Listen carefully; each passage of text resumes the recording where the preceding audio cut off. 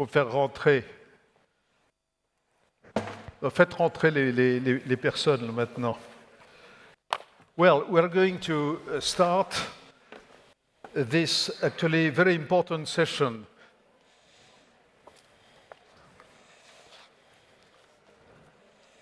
Bon, vous voyez, essayez de faire voilà.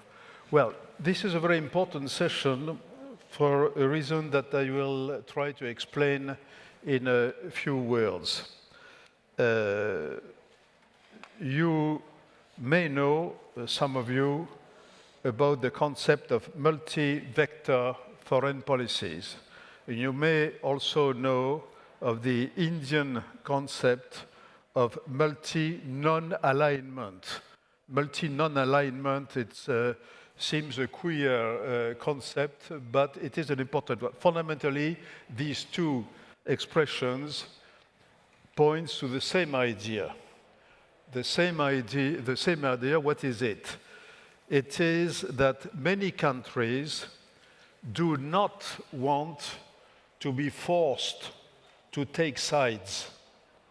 For instance, in the East-West confrontation between the West and Russia, or between the West and China, or other possible situations more or less comparable to that. Multi-alignment or multi-vector foreign policies are the children of the new approach to the old Bandung concept of non-alignment during the First Cold War. So I mentioned India with multi-non-alignment. I think that the concept of multi-vector, the expression multi-vector foreign policy, comes from Kazakhstan. And more particularly, well, I know I met an Uzbek authority recently, and they consider that Uzbekistan is also one of the fathers of the idea, but Uzbekistan and Kazakhstan are sometimes, rivals in certain for certain ideas in particular. Be that as it may, Kazakhstan, particularly now President Tokayev, is well known for his involvement in this concept when he was foreign minister prior to becoming president of the country. So, to discuss this matter, which I think is very important potentially, we have three panelists today. First of all, I would like to thank very much Madame Anna Brnabić. I hope I pronounced it very well. Relatively correctly, who is now the Speaker of the Parliament of Serbia. She is the #2 protocolary person of the country. Some of you remember certainly that a few years ago in probably 12 or 19, I didn't check, 18 or 19, we had a session between her, she was at the time Prime Minister of Serbia, and the Prime Minister of Albania, which was an interesting discussion for obvious reasons. So, Madam Speaker, I want to thank you very much to be with us again to discuss this important issue. So you jump from #3 to #2, so you see what remains to be done. I stop here. And so thank you very much to be with us. Mr. Lasha Darsalia, who also was with us last year, but that was online because you had a physical, you had a small, minor accident, but nevertheless you could not make it physically. So thank you to be with us, especially as the situation in your country, Georgia, is quite difficult these days. And Roman Vassilenko, he's Deputy Foreign Minister of Kazakhstan, so you know him well. I think he's with us for the third time. Thank you, Roman. So I launch immediately the discussion, starting with you, Madame Brnabić. I pronounce less well than the first time. Brnabić. Well, the first time it went easily.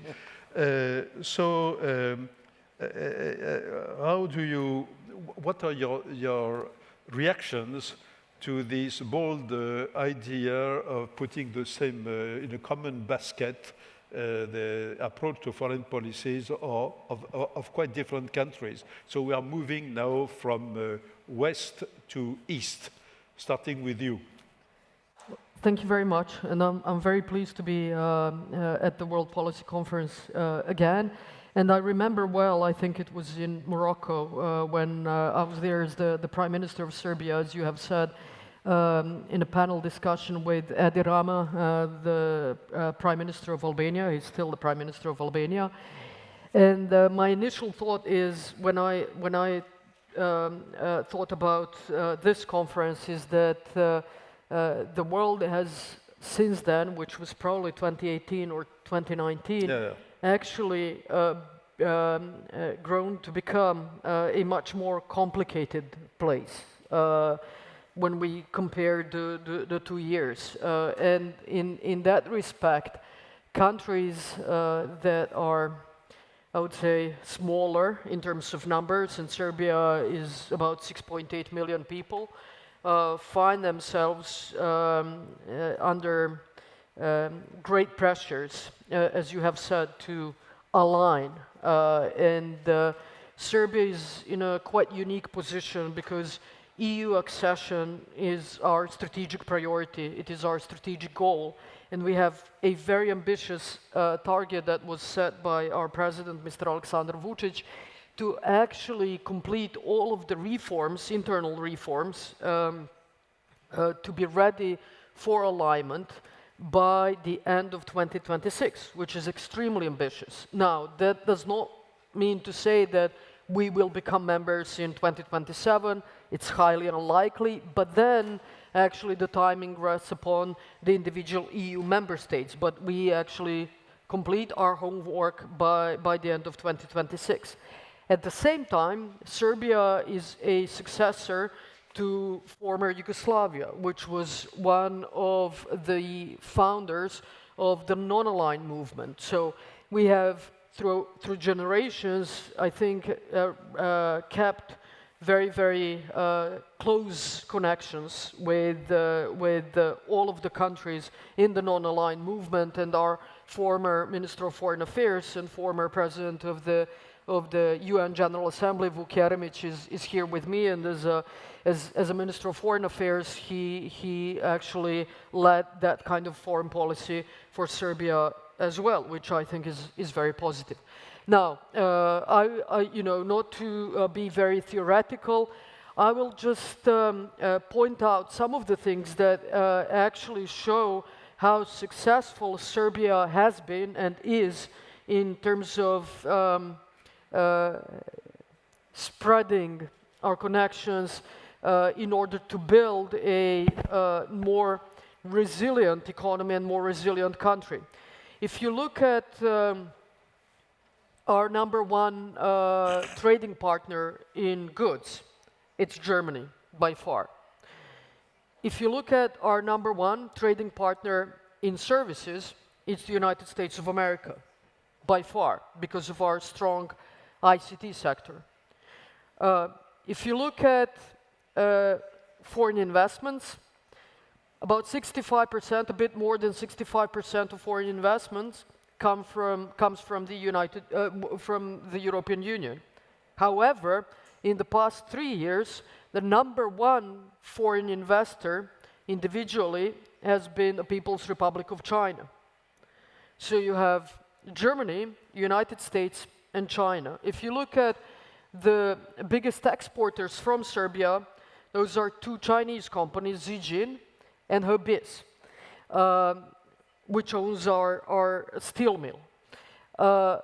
So you can see that we have actually very successfully managed to build different connections, economically but also politically, in order to build a more resilient country, which actually is providing the best possible results for our people, for our nation.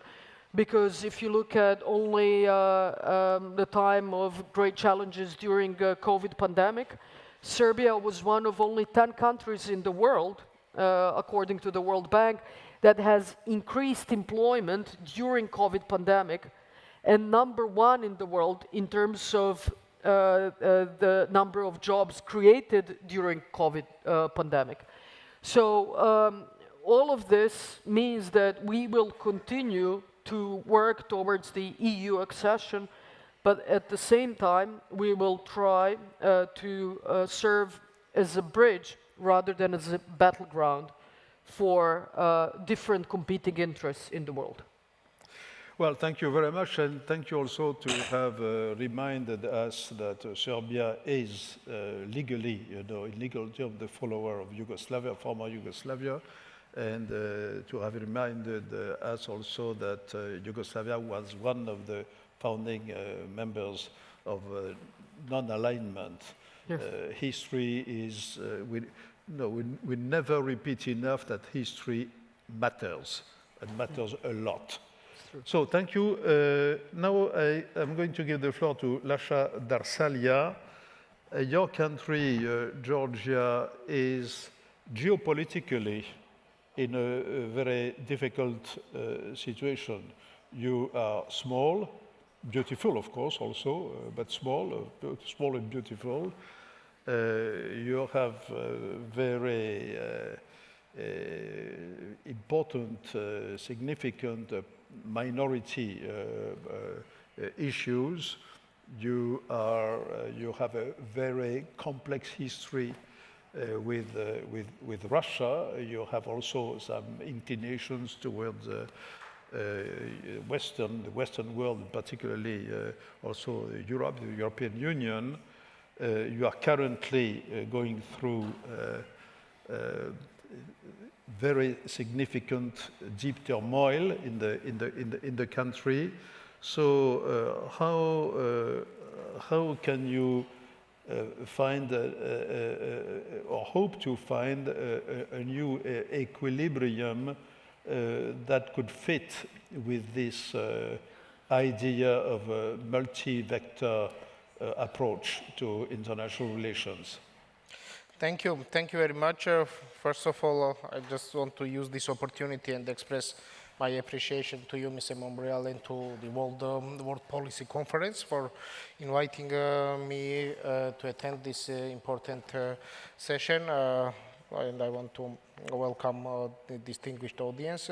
Thank you for this question. And while today we heard a lot, and we hear in next sessions as well a lot about the current challenges of international system, and talking about multi-vector foreign policy is really appropriate at the moment. And for Georgia, as you rightfully mentioned, Georgia has several features. I would say, first of all, its geographical location, being between east and west, being in a middle of so-called middle corridor, which I would rather call it central corridor. Of course, it's very rational that Georgia to exploit this opportunity and to have good relations with different countries with different dimensions. But the major challenge Georgia faces and Georgia has is unfortunately, Russian imperialism. And for Georgia, Georgia has two key issues. It is, as it exists last 30 years as an independent country. This is the issue of the territorial integrity and European and Euro-Atlantic integration. And unfortunately, the first, through the occupation of Georgia's territories, the first problem was created by Russian Federation to stop or hinder Georgia's European and Euro-Atlantic integration. When you are in Russian neighborhood, not neighborhood, when you are even immediate neighbor of Russia, unfortunately, especially now when it became the revisionist country into international system and the responsible player, your choice is either you become part of the some collective security solution like NATO or even European Union, though it is not security. If you fail, then you are imposed the war, like Ukraine now, or it was Georgia before. Before Ukraine, it was Georgia, and before Russia made the very dangerous precedents when occupying and territory of the neighboring country and trying forcefully to change the borders of internationally recognized borders. And unfortunately, it was Georgia who experienced this. So in this situation, for Georgia, multi-vector foreign policy means only one thing. So in our case, unfortunately, our neighbor interprets this divides the world, either world which is based on the international norms and rules, or world which is based on some practical or rational embrace choices. And for Georgia, there is only one choice. We hope that the world will be based on international law, and the world international politics will be based on the rules and norms of a civilized world. Unfortunately, this is not the case in our neighborhood. So our choice is obvious. We are on the side of where the civilized world stands, and which actually is establishing the rules-based international system, or re-establishing the rules-based international system. So any other choice, would it be, which organization to join or where to go, is based on this critical concept. And and unfortunately, the situation is difficult, as I said, for us because of this, our neighborhood. And well, I would compare the situation of Georgia living inside of cage with the wounded bear. And so the rest is just a strategy of survival. Well, thank you very much. So clearly, for an outside observer, Georgia represents a situation at a smaller scale, which is similar to that of Ukraine. I am one of those personally who think that the Ukraine war should never have taken place.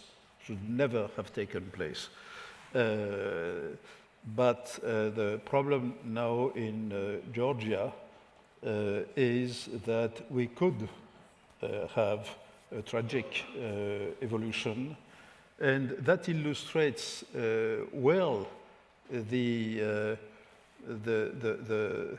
feasibility, the sustainability of a concept such as multi-vector policy, because in order for such a policy to be what I call structurally stable, by speech this morning, there must be a will of the different parties to find rules of the game that allow such structural stability. And we see clearly that right now, in the case of Georgia, nobody can be able to say how the situation will evolve in the next weeks or months.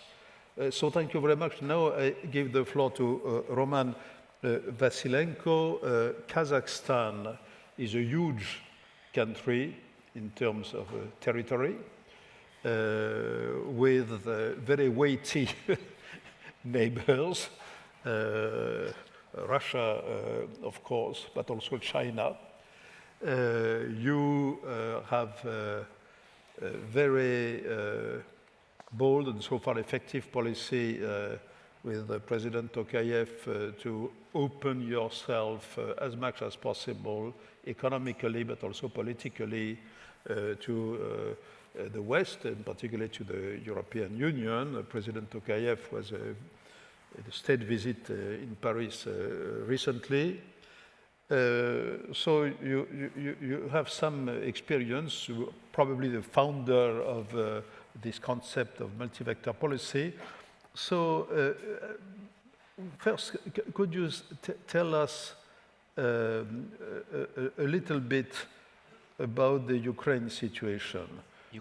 Ukraine to start with. That is, do you believe that there is a real chance now to move towards some kind of diplomacy that could end to end of this war? But also, do you think there is still a risk of escalation, even though the election of Trump probably has reduced this probability, but who knows? So what is your analysis as of today? Thank you so much, dear Mr. Thierry de Montbrial. Merci beaucoup. Before going into Ukraine, can I still explain why this multi-vector foreign policy, why Kazakhstan? But first, I will take a little bit of issue with your words earlier just now about the taking sides and the forcing countries to take sides. You know, we think that the only side as the international community, and I still would like to believe we are an international community, the only side we should be all taken is the side of cooperation, not confrontation. The side of the international law, not lawlessness. The side of mutual benefit and win-win, and not mutual exclusion and zero-sum games. And that's the approach we have been pursuing for the past 30 years. You know, as you were talking about Kazakhstan sort of coming up with this idea 30 years ago, I had a flash in my mind, and I thought about a Kazakh home. It's a yurt. It's a round felt house, which doesn't have any corners, where you naturally taking corners and going into different corners, like in a boxing ring, is naturally against the mentality of Kazakhstan. And that's why perhaps living in such a huge landmass, as that you mentioned, but neighboring even bigger neighbors, we have pursued this multilateral, multi-vector, pragmatic, constructive foreign policy since independence. And as a result of this, we have avoided so far, touch wood, the situation where we would have tense or even bad relations with any country in the world, including our neighbors. And naturally we are proud of that, and naturally we think that this experience can be shared. Of course, other countries' experiences are different. They are in different geographical situations, they have different neighbors, but the challenges are similar. And I think the response can only be through greater engagement and through greater search for this mutually beneficial cooperation. There's always scope for such cooperation, and I agree with you that this war in Ukraine should never have happened and could have been avoided. I'm not talking about appeasement, but I'm talking about constructive engagement, listening and hearing what the other side has to say. And being realists, pragmatists, we think that still there is a chance that this situation will go according to the first scenario that you outlined in your opening remarks, that there is a growing recognition both in Russia, in Ukraine, and in the West, that it is unsustainable to go on like that, to continue this war. Otherwise, this will be the war until the last Ukrainian. Is this what the West wants? I don't think so. And you mentioned Donald Trump. Yes, everybody is expecting what's going to happen on January the 20th when he assumes office.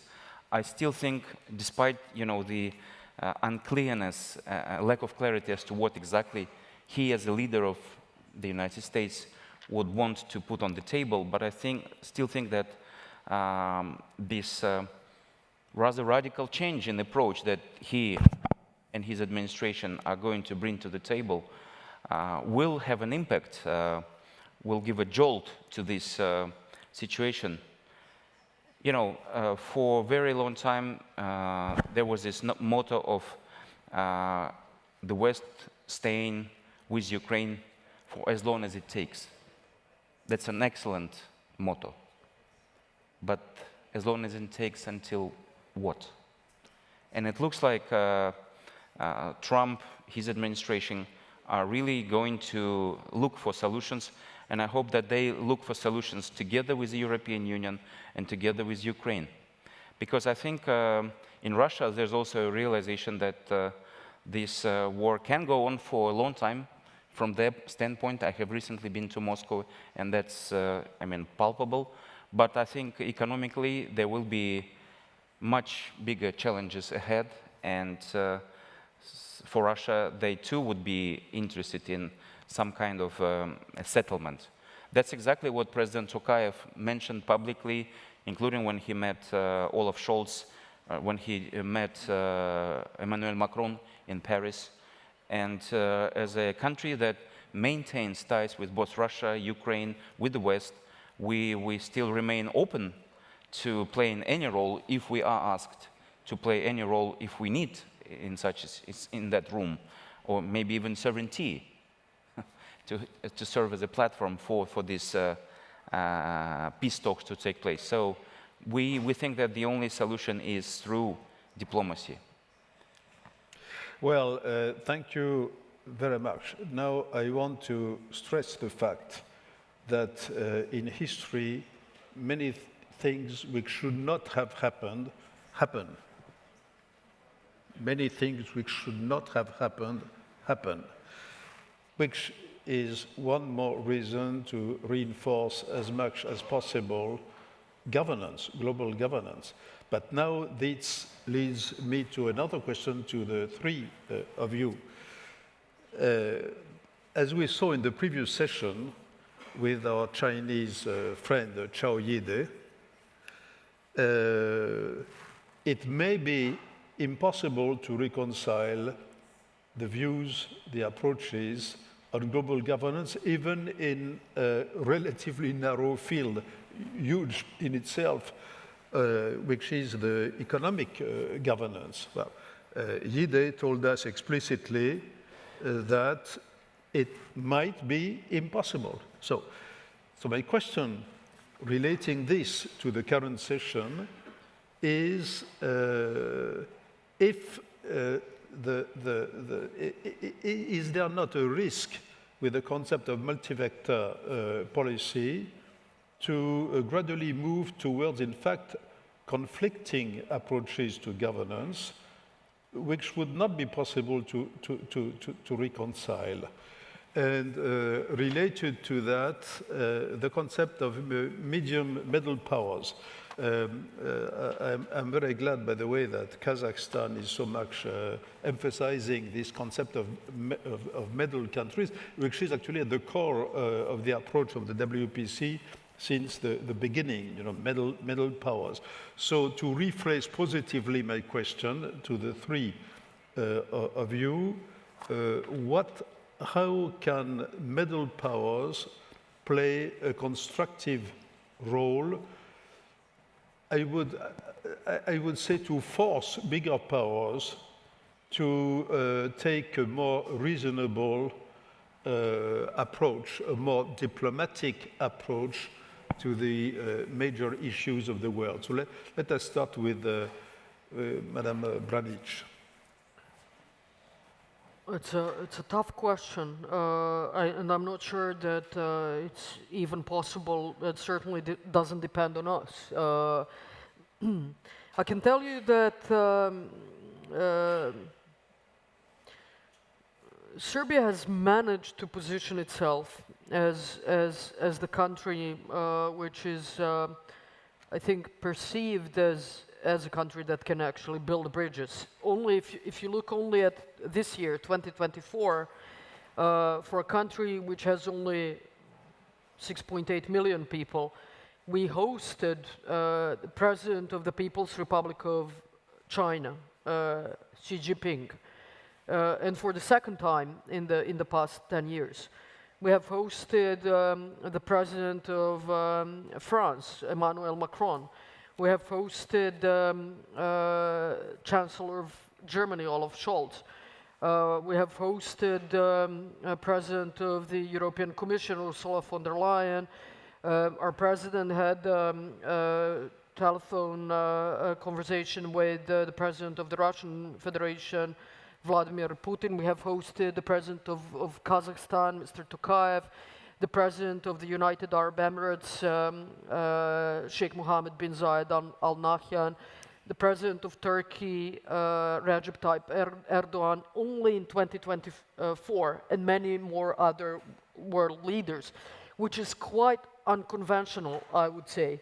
But that might be, I think, the answer to your question, is that Yes, I think when you have such a wide gap between different world powers, perhaps sometimes they look for countries, and will do that, hopefully even more in the future, that do talk to everyone, to come in and say, okay, you know, can you tell us what this other person thinks, what this other country thinks, you know, how can we actually, again, establish the communication channels?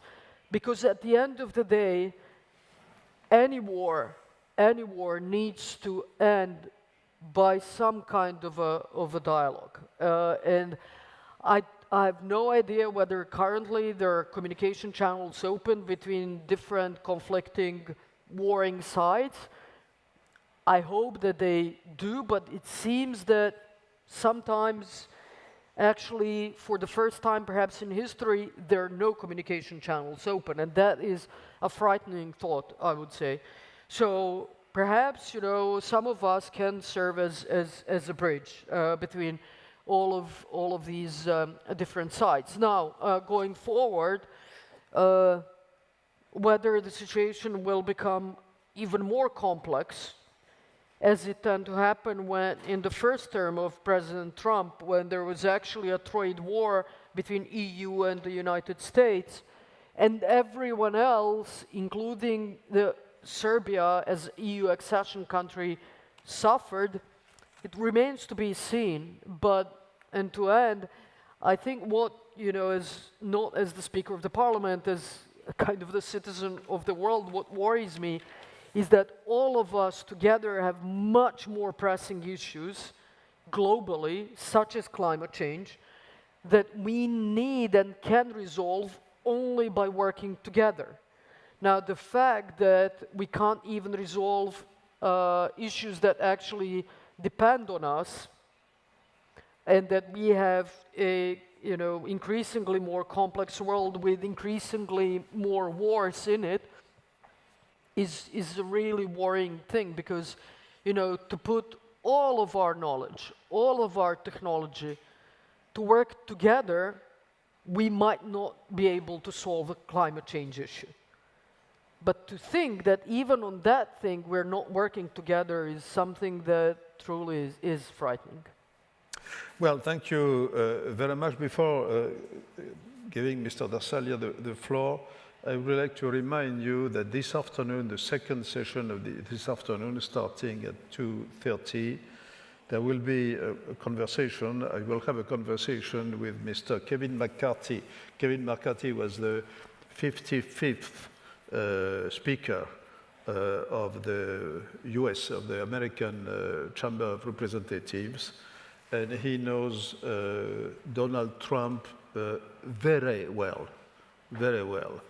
And he had some quarrel with him, but now they are reconciled, at least for the time being.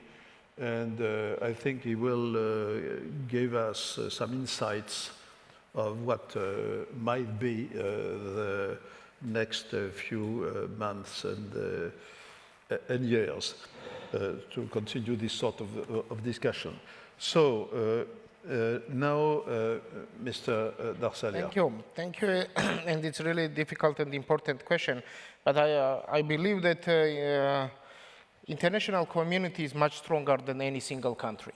And this is, I think, and in this regard, it really, well, peace is very important, but I think it's more important justful peace or just peace.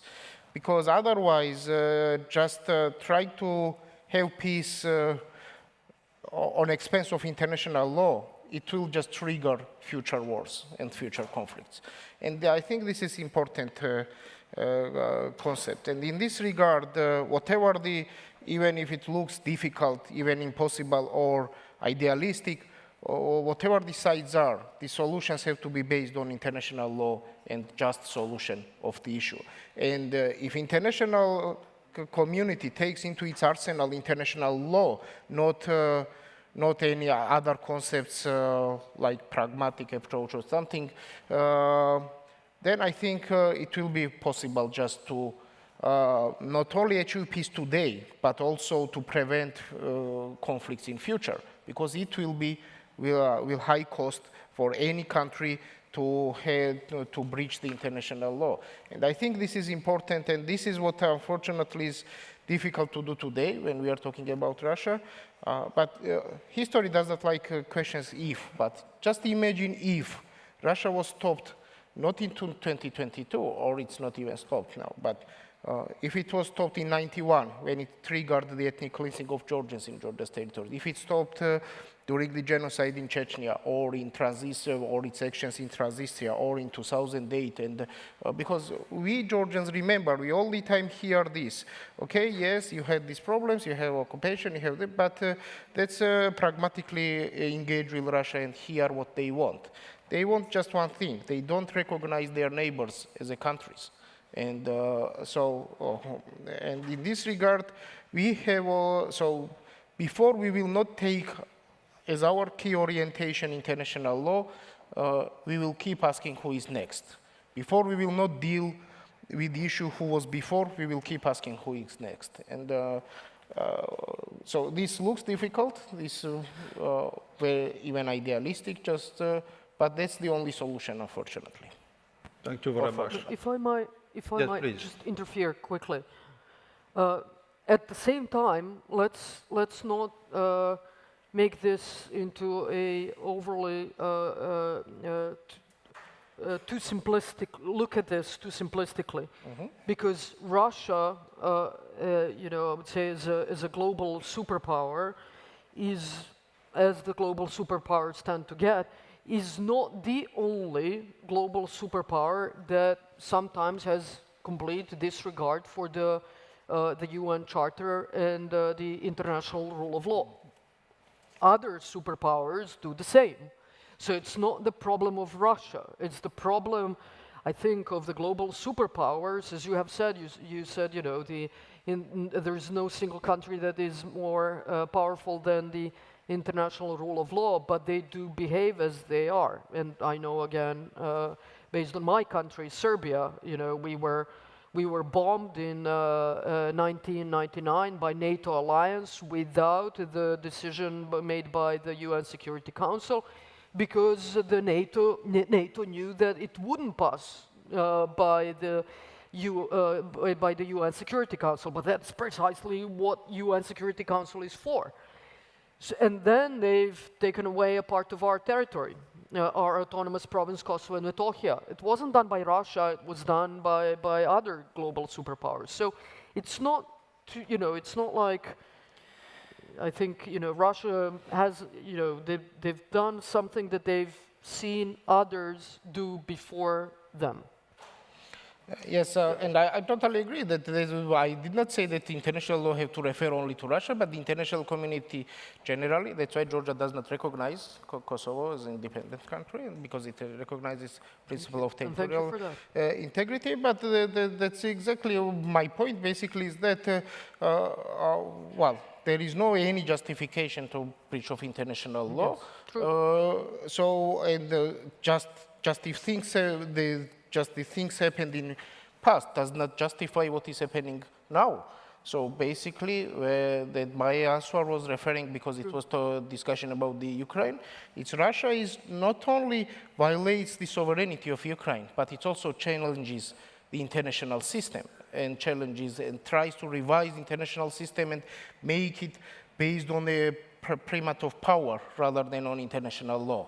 And so I really don't want to go into discussing previous cases because there could be a lot of things before, but today we have, I think it's what is unique now is that Russia tries to replace international law with primate of power. And this is really unique in this situation. Thank you very much. Before giving the floor to Roman again, this reminds me of a discussion I had in Moscow in the 90s when Russia was very weak. Discussion with Mr. Ivanov, who then was foreign minister of Russia. And I asked him, well, what can you do? What should be your basic principles to conduct diplomacy in such a situation? And he told me, oh, it's very simple. When a country is weak, it has to stick to international law. When it is strong, it is significantly different. And I think this theorem is verified almost every day. The relationship between the strength or weakness of a country to international law is an interesting research subject in itself. So, Roman? Thank you so much. Fascinating to listen to the discussion and to your comments. And I think all of the speakers, including myself, will agree that what is needed is the UN reform. And I've been in diplomacy for 30 years plus, and as long as I remember myself, there is this conversation about the need for the UN reform, but we're still there. And more and more we see that the UN Security Council is deadlocked, gridlocked, because of the veto power of one of the 5 countries. We think that we need to get serious about this reform, and it has to have a stronger regional representation. There are countries that, you know, have much more economic clout than they used to have in 1945 when this arrangement was established. And I think it is increasingly obvious that the UN and the UN Security Council becomes increasingly, well, irrelevant, shall we say. And that's wrong. The UN is the only international unique organization, and we strongly, as multilateralists, we're strongly in favor of the United Nations and strengthening its mandate. And that can only be done if we are to build a more fair system within the UN. I know there have been various groups, various discussions, but they have come to naught so far. And that's very, very bad for the mankind, especially since we are facing so many challenges globally, not just wars, but climate change and the advent of new technologies that we all need to be taken care of together. But you mentioned the middle powers. Yes, we were called the middle power earlier this year by a German think tank. We appreciate this title, but we take it very seriously, and we understand that this requires a lot of responsibility. We're ready to share our experience. We're ready to contribute to the resolution of international conflicts, but we think that we can only do it together, again, perhaps as a network of like-minded middle powers who can come together and impress upon the superpowers that there is a great international community which stands for the international law. And if we are to follow the logic of Mr. Ivanov and to follow the rule of the strong one, this is the law of the jungle. What will come up of the world after that? Nothing good. Thank you very much. So we have a very strict agenda because we will have only 1 hour for lunch before resuming. So I will take one question, but cannot take. But the one question is, I'm going to give the floor to someone, the only person who does not ask for the floor. That's Tatiana Castueva-Jean, who helped to set up this session. Where is she? Tatiana? Hey, Tatiana, yeah. Right there. Okay. But stand up to be identified. So the micro is coming. Merci beaucoup pour cette possibilité. Je n'avais pas demandé la parole, mais en effet, j'ai beaucoup contribué à la préparation de cette session.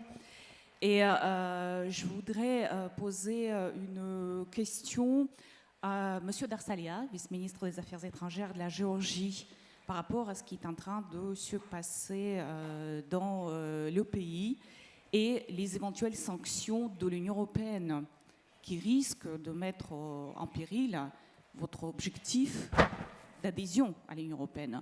Et votre pays a eu une chance extraordinaire d'obtenir le statut de candidat. Et j'entends bien que vous avez un voisin avec lequel vous êtes enfermé, pour réutiliser votre expression, comme un ours dans la cage. Comment réconcilier cette menace côté russe avec la volonté d'adhérer à l'Union européenne sans réprimer les manifestants dans la rue et en respectant toutes les valeurs que le rêve géorgien déclare être les siens. Merci.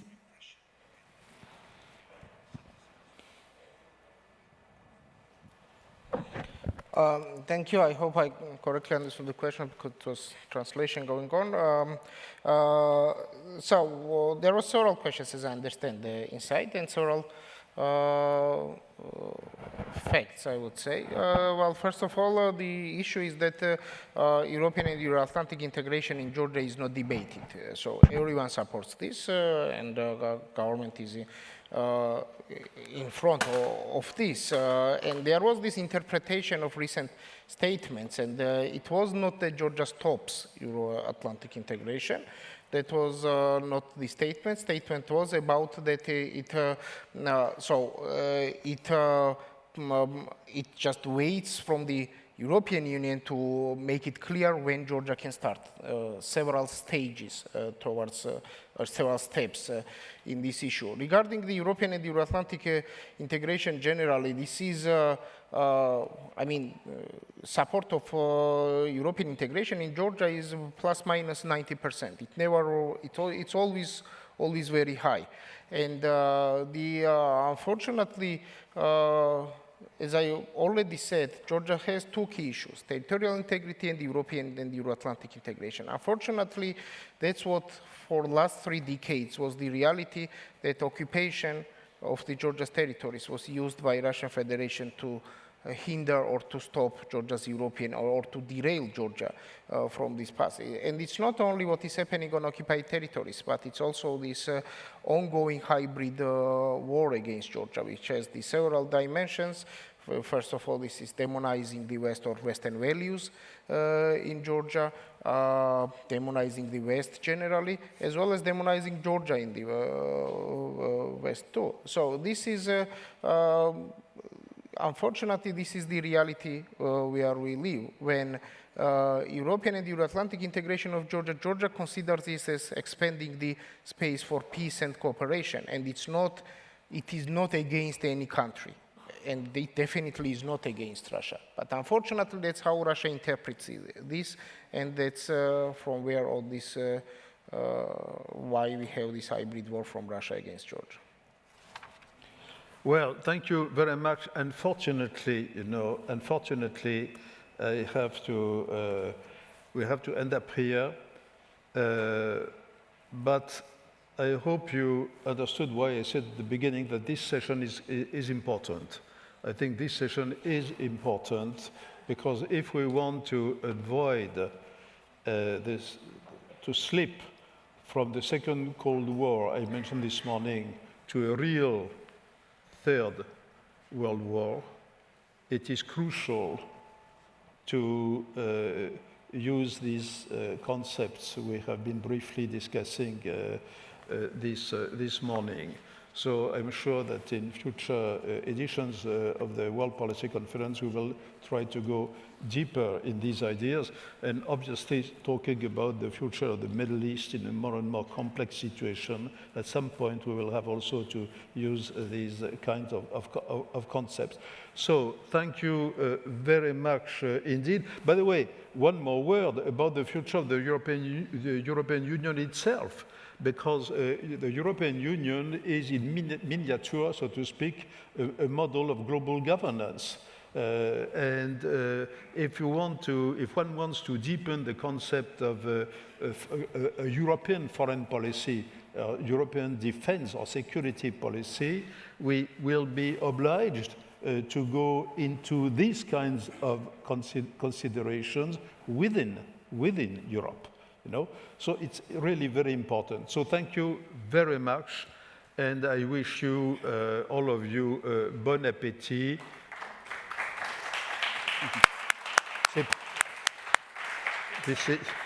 OK, donc bon appétit, bon appétit. Hein, à tout à l'heure. Là, ouais.